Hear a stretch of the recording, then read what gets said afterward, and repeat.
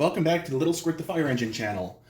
Today I am excited to show you something that I think is very, very cool, at least in my opinion, and that would be the 1980s diagnostic tool for our Pierce Lance fire truck.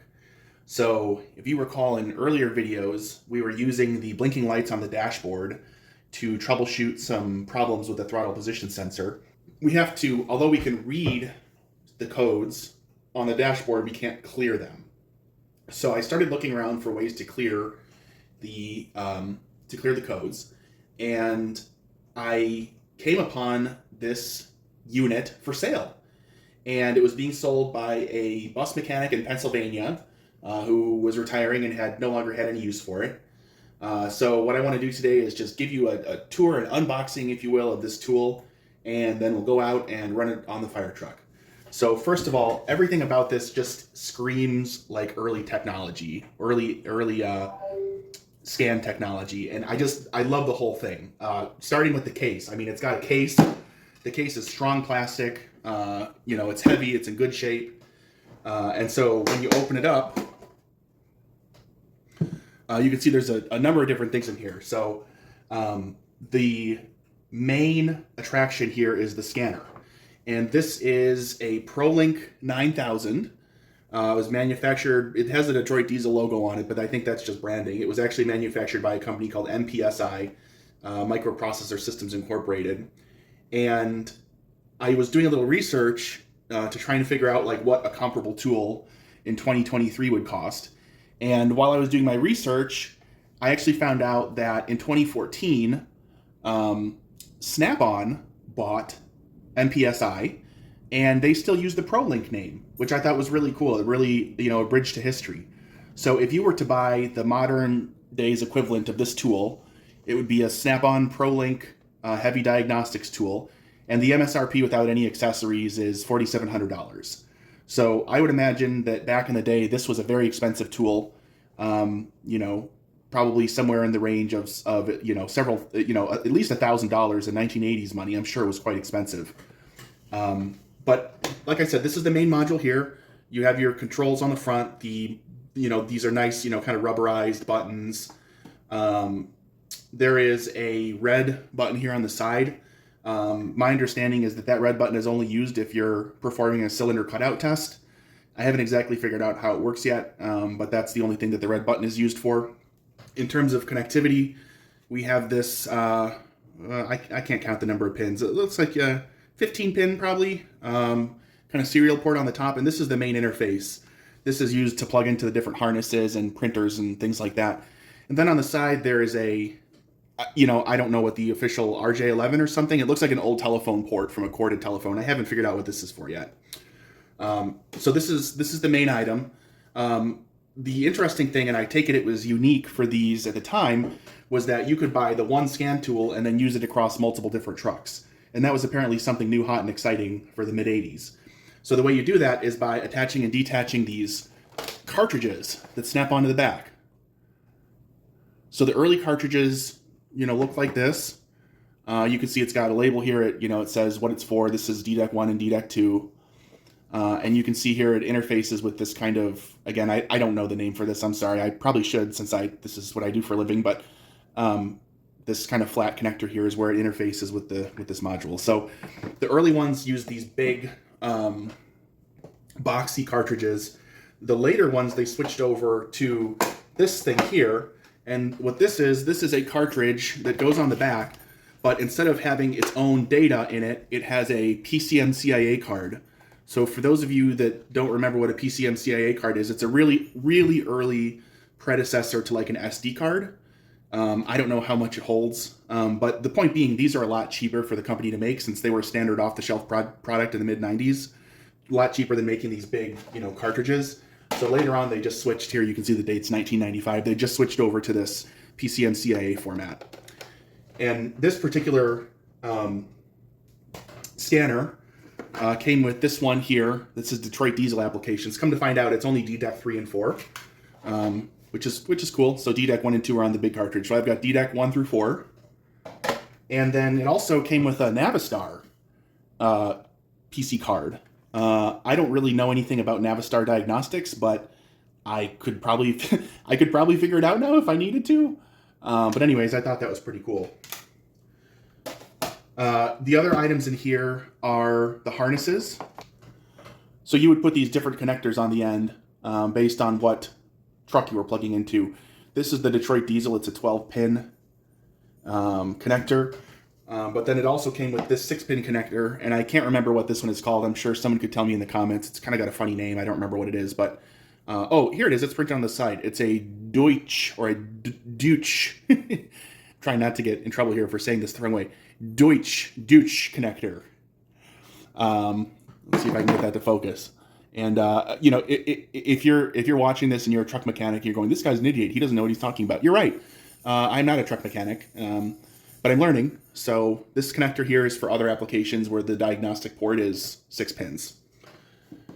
It also comes with a cigarette lighter plug. Of course, there were no power outlets in 1985. They were all cigarette lighters, so just use the correct terminology. So it's got a cigarette lighter plug that plugs directly into the harness here. Line this up correctly. So if you want external power, you plug it into that harness, and you plug this into your cigarette lighter. The Detroit diesel application doesn't require a separate plug. It gets powered through the port, through the diagnostic port. And then so we've got the cables, we've got the data packs, we've got the main tool. And then the gentleman who sold this to me he was obviously took good care of his tools, because he's got all kinds of different manuals that he sent with. So I think I've got 3 different manuals here. I've got DDEC 1 and 2. I've got DDEC 2 and 3. And then I have a manual for the PCM CIA reader. I don't have a manual for any Navistar. You know, honestly, it doesn't matter just because I don't have any Navistar trucks anywhere. So, but I have to point this out. This whole package just is so, it reminds me very much of my childhood, just the graphics and, you know, the heavy plastic, and, you know, I love the graphics on the front of this thing. You know, and the fact that the company is called Microprocessor Systems Incorporated, you know, just makes it sound like super futuristic and technological. You know, I just really like that. So, and then fortunately all the, you know, the directions are here on how to scope it, or how to plug into the different, you know, functions of the Detroit diesel ECU. So there you go. This was an early birthday present for me, for my wife, Mrs. Little Squirt the Fire Engine. So thank you very much. And now let's pack it up and take it outside and see if we can clear our codes. Okay, so we've taken the diagnostic tool outside, and the port for this 12-pin plug is underneath the dashboard. So let me see if I can find it here for you. A little farther. Okay, there it is right there. So I'm going to go ahead. Going to have to do some fancy camera work here. Go ahead and make sure it's lined up, and then plug it in. It takes a good push. All right. Now let's turn the ignition on, which will fire up turning the ignition on now.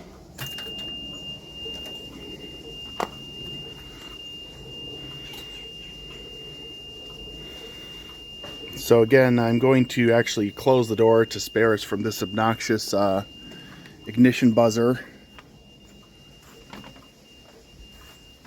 At least a little bit. Alright, so the first thing it shows you is the readout. You can see all the different parameters that are available here.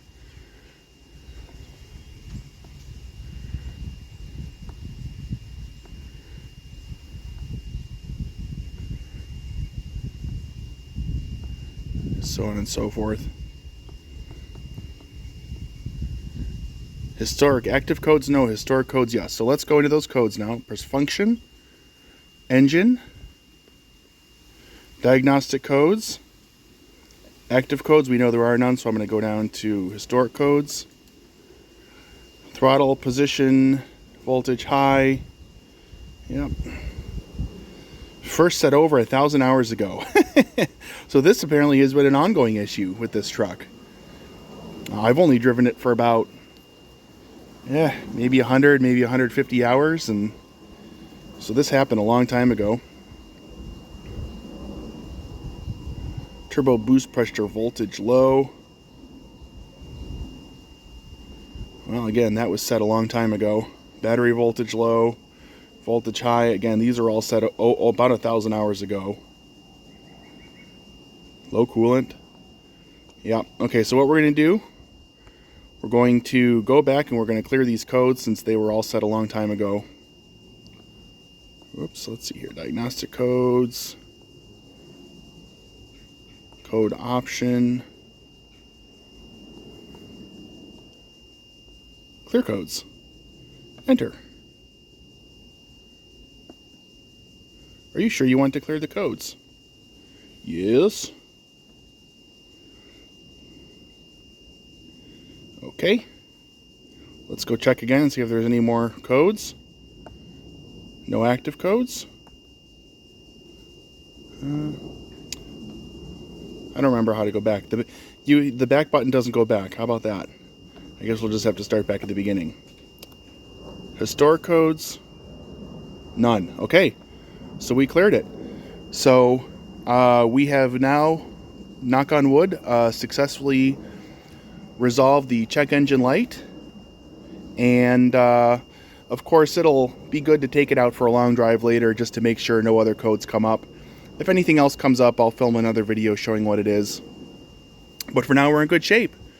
So we're going to shut everything down here. Thanks again for watching, and we'll see you in the next video.